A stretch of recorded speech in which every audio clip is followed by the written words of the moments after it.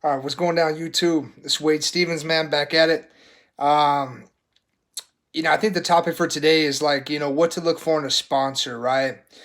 So if you show up to an AA meeting or an NA meeting and you hear the word sponsor being thrown around a lot, we hear that a lot, right? And sometimes with people with time like myself, I just celebrate 8 years of clean time and sobriety. I got clean sober when I was 21.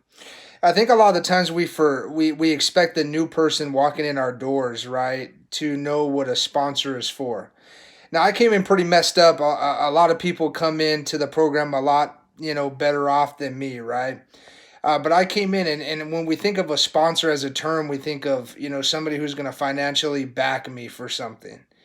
And really and that could be a part of it, like if we go out and get some food, the new person doesn't have any money, like how a lot of us come in. We come in broke, beat up, financially, spiritually. Not That's not the case every time. I know a lot of people come in and they have great careers and businesses and they have money, and they just can't stop drinking.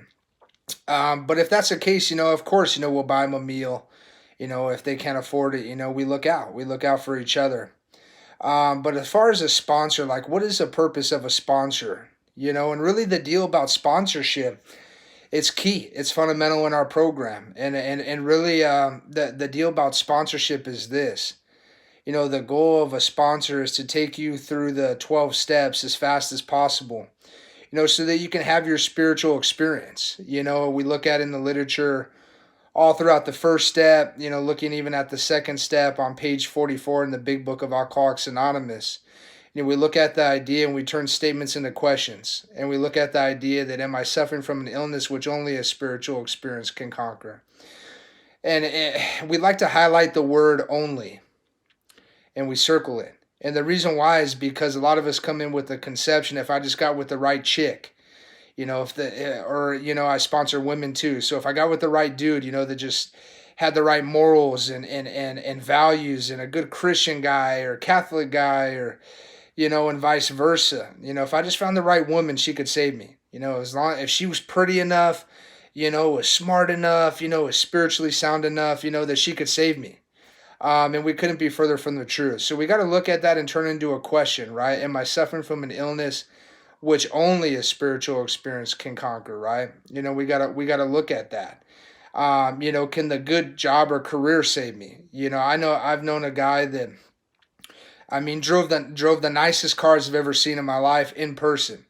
Rolls Royce, Lamborghinis, M6 BMWs, and he owned all of them. He wasn't renting them, and he drove the nicest cars I've ever seen anybody drive.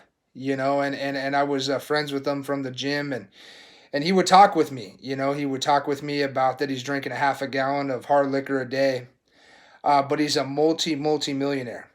And really, so when we look at that, it's like that cat has the most money of anybody that I've met personally that I actually knew.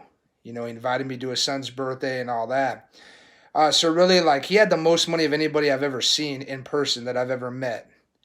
And really, and the money couldn't save him. The booming business that God helped him create couldn't save him. That was worth about $20 million. His company. So really, like we got to get that really beat into us. Like, am I suffering from an illness which only a spiritual experience can conquer? Like, and once we're tapping that idea, and we really match up our experience with that, right? Has the beautiful chick ever saved me? Guys, I've been with a lot of beautiful women. I grew up in LA my whole life, been with a bunch of beautiful women, and really they can never save me.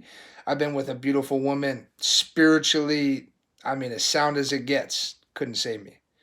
I got worse, I got sicker, and so really like, am I really suffering from this illness which only a spiritual experience can conquer? And with that in mind, we really, as our job as a sponsor, since we know the problem, of this, that we know that it's a disease of a threefold nature, an illness, an obsession of the mind, a craving of the body, and a spiritual malady. It's like we know that we got to get you tapped into the power of God. So that's the goal of a sponsor. Let's get you through the 12 steps as fast and accurate as possible. with still having a thorough first step experience, which is our foundation. Everything's built upon that. Every other step, 2 through 12, is connected to my first step. Am I willing to donate time to take other men and women through the 12 steps? That's my 12-step responsibility. And I'm looking, and everything connects to that first step. It's like help others or die. Get loaded, get drunk again. And for us to drink or use is to die, right? So really it's like do this inventory, this 4-step, do a resentment, a fear, and a sex/conduct inventory, right? Share all this stuff in a 5th step with any secrets that I prefer to take to the grave. Things that people don't know about me, or die and drink and get loaded again.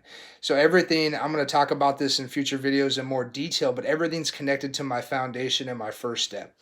Because really my first steps tell me that my life depends on a spiritual experience. I don't have power over the mental obsession that takes me back to the first drink or hit. I don't have any power once I ingest it. That kicks off the phenomenon of craving, this allergy that normal people don't have. And I don't have any power over this spiritual malady that's been kicking my butt my whole life. This feeling of irritable, restless, discontent, stone cold, sober, and clean.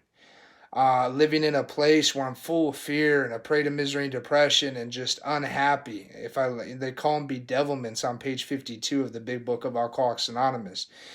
And really, that's just another fancy way of saying the spiritual malady.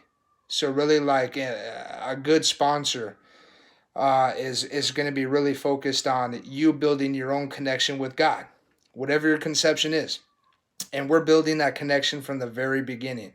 And we explain to them why. Because they're beyond human aid. Bro, young lady, check it out. I can't save you. But I have a solution that can get you tapped into the power that can save you. And that's a promise. We're confident that we're men and women with real answers to our problem. We're not shaky. We're not wishy-washy. We're not like, oh, it may work, it may not, kind of deal. We're confident that we're men and women with real answers to the problem. So really, as sponsors, we're really to explain to them from the beginning, after the qualification process that I talked about in my first video, how to know if you're a real addict and alcoholic. Those 2 questions on page 44, they know that they're the real deal. They know if they're addict, alcoholic, or both. And we explain to them from the beginning, buddy, this is about you getting tapped into the power of God. This is about this relationship with you and your Creator. You're beyond human aid. And I'm just going to show you the blueprint on how to tap into power. The power of God, the power that will save your life. We know how to do that. Somebody's taught us how to do that. So we tell them right away that, bro, I can't save you. I'm not that power that will, but I can show you how to get tapped into the power that can. And that's the most important piece, right? One of the first things we write in our big books is, my sponsor can't keep me clean and sober because he can't keep himself clean and sober.